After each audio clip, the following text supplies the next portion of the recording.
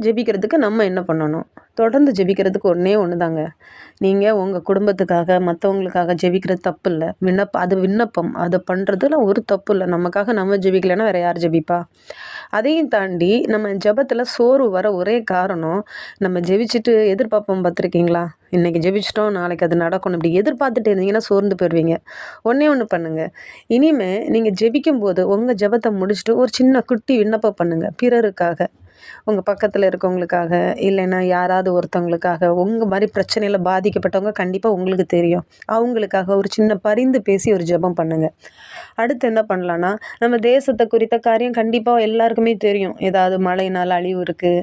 அ என்னென்ன பிரச்சனை இருக்குன்னு நம்ம எல்லாருக்குமே தெரியும். நீங்க உங்க கவனத்துக்கு வருகிற பிரச்சனை, விபத்துக்கள் வருதா? அந்த பிரச்சனைக்காக ஒரு விண்ணப்பம் பண்ணி ஜெபிங்க. இப்படி பிறருக்காக நீங்க விண்ணப்பம் பண்ணி ஜெபிக்க, ஜெபிக்க, ஜெபிக்க உங்களுக்குள்ள என்ன ஆகும்னா, ஒரு ஜெப ஆவி உண்டாகும்.